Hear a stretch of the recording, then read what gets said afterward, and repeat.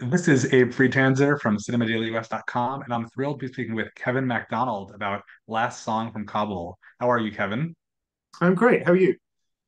Good, good. Thank you for taking the chance to talk about this film. It's very interesting, and I think it's something a lot of people don't quite think about as often as they should. Can you tell me about how you first found out about this topic?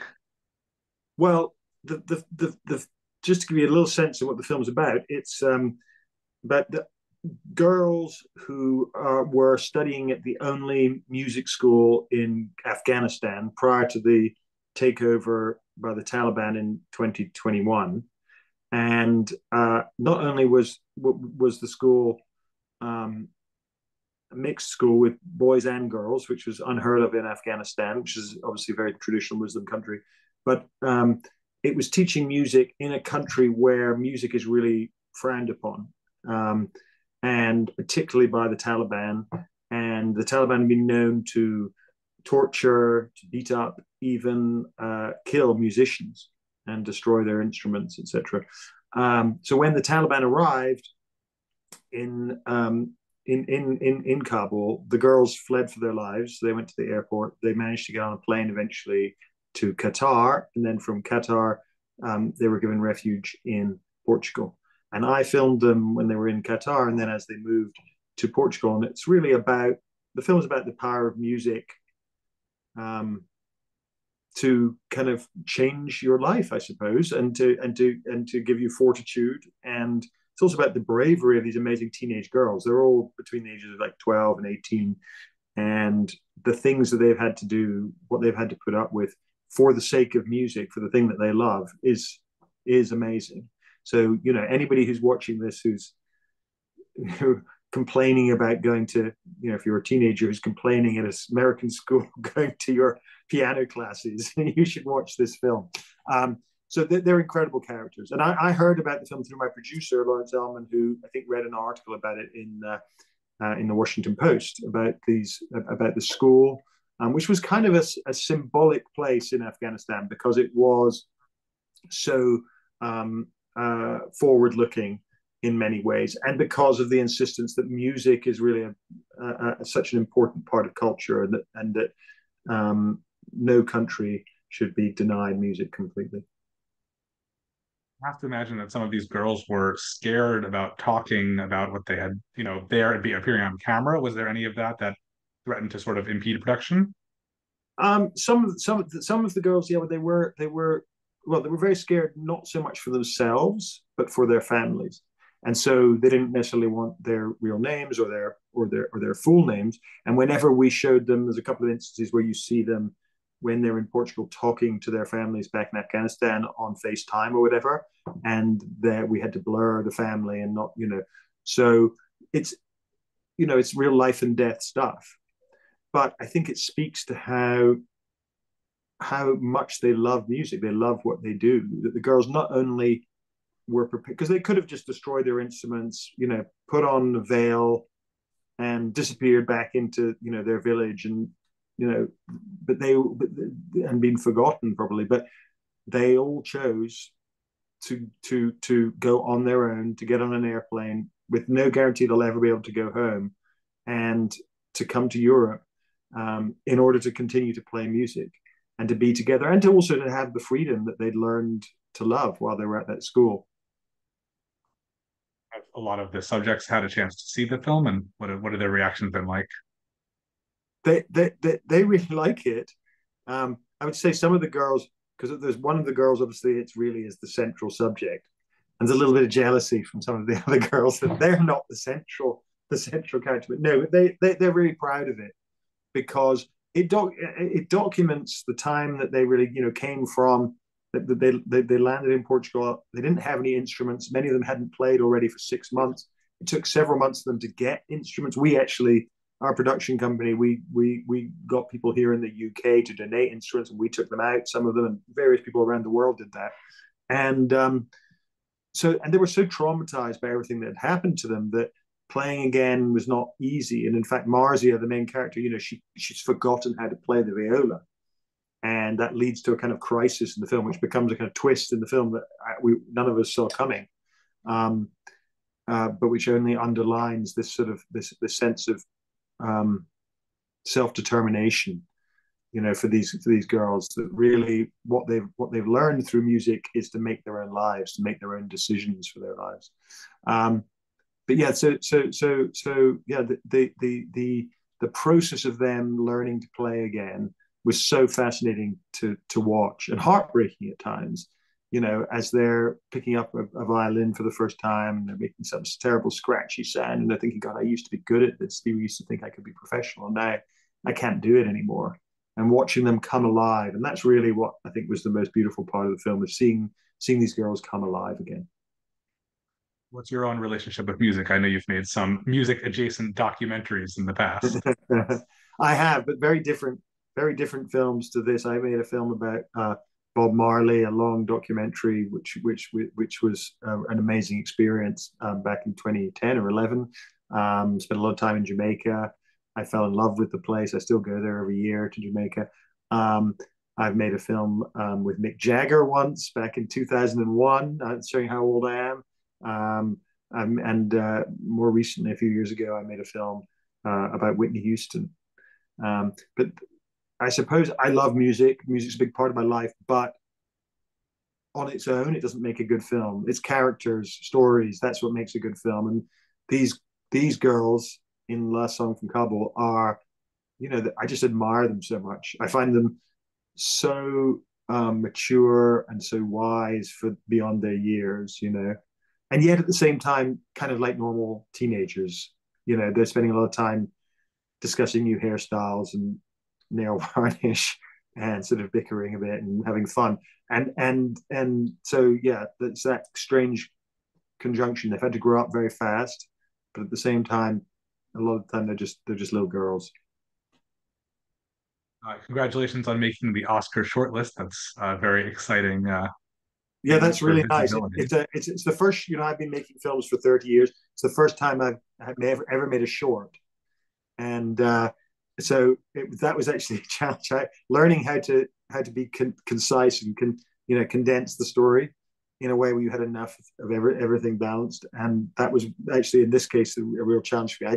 I tend to have a reputation for making feature docs that are too long, so making a short was difficult. But yeah, it's really lovely to be on that short list with some wonderful films. You're also in good company with another film about Afghanistan and music, Yellow, one of the live action shorts. I don't know if you've had a chance to see it yet. I haven't seen it. I've heard about it. Is it very good? It is. It's a nice companion piece. Very, very different, but the same sort Yeah, of starting point of, suppression of free ideas and yeah, music, really, and yeah. expression. So very interesting to have Oh, these two in the okay. Well, same year. you're the second person to tell me about that, so I must check it out. Well, I think I actually saw one of your films long before I was interested in any of this, movie critic interview stuff. I think in Hebrew school I saw One Day in September years and years Oh, ago, which is a really riveting documentary that I think is still very relevant, even though it takes place, obviously 50 years ago. Do you have any reflections, I guess now, what, almost 25 years after that film came out? yeah. I made that film in 1999. I think it came out in 2000, 2000, and it's a film about the Munich Olympic Games massacre in 1972, and it was a kind of in some ways it was an experiment in kind of making a can you make a documentary that's also a thriller, that's a kind of investigative thriller.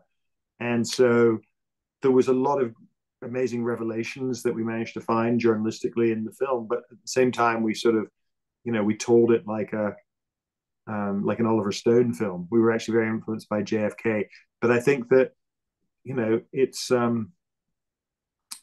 pretty banal for me to say it, but I think it's pretty tragic that you know here we are 50 years on from the events depicted in the film 1972, the massacre of the 11 Israeli athletes, and Middle East is obviously aflame again, and it has been many times in between. In fact, we seem to be in an even worse situation than we were then. So that's pretty sobering. And you know, if you're under any illusions as a filmmaker that you're going to help change the world, that certainly puts paid to those. Well, But you have made it's funny because when I made that film, I made that film, and it was really a tough film to make, and the film was very controversial when it came out, and I was quite young, and I was kind of like I was traumatized by it. So I was offered a job to make this film about Mick Jagger, and I thought that sounds like the perfect antidote, a totally frivolous film about an aging rock star. Who knew that he was still going to be going 25 years later? But and in some ways, Last Song from Kabul, it's a very obviously it's born from this really traumatic events, but it's a really optimistic, life affirming story with these beautiful girls, these beautiful characters, and in some ways, that is still a pleasure to do. The world is as dark as it is right now.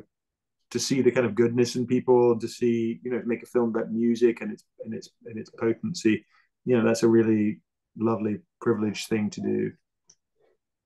Well, as soon as I saw your name in my email related to this movie, I thought to The Last King of Scotland, which is what I associate you with most. And that's another Yeah. film that I wouldn't say that's one that's full of hope or anything like that. That's certainly just more just full of devastation. Well, But I suppose I think maybe I'm getting softer as I get older. No, I think that I am drawn often to quite dark subjects. I recently made a film called The Mauritanian, which is about a Guantanamo inmate with Jodie Foster and Benedict Cumberbatch and wonderful Tahar Rahim. And, you know, that's a film that's very dark, but it also has, hope within it. And the film ends in a very happy place, but it's a dark movie. And I think I try to, once I've been somewhere very dark, I try to find something that's lighter and something that sort of at least leavens the tone a bit. But yeah, I don't know. I'm attracted to those sort of stories. I feel like 11, 22, 63 is sort of like in between. It's like maybe we can change the world if we go back in time.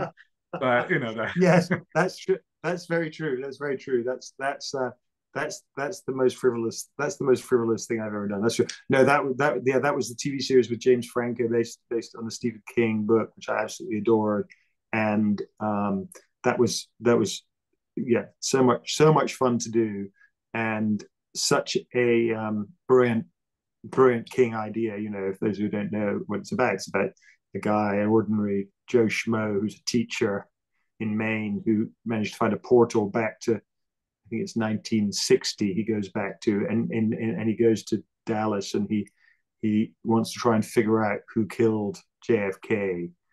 And yeah, it's a lovely story. That was really fun. You seem to switch pretty frequently back and forth from documentary to narrative. Do you have a preference between the two? Uh, uh, well, I think naturally I'm a documentary maker. That's what that's what I did first. And when I go into fiction, which I have done quite a lot, but when I do it, I always feel like I'm learning. I'm a novice at it, and I enjoy that, and I enjoy the working with other people in the way that you do on a feature film or on a big TV show. That you're such a collaborative process. But at the same time, after you've done that for a year and a half, you've made a film. I find it such a wonderful thing to then be able to go and do a documentary where it's just you and a couple of other people, and it doesn't matter if you miss a day's shoot or something goes wrong. It's not like on a feature film where you miss a day or it's an actor's sick or whatever, and everyone's tearing their hair out and people shouting about money.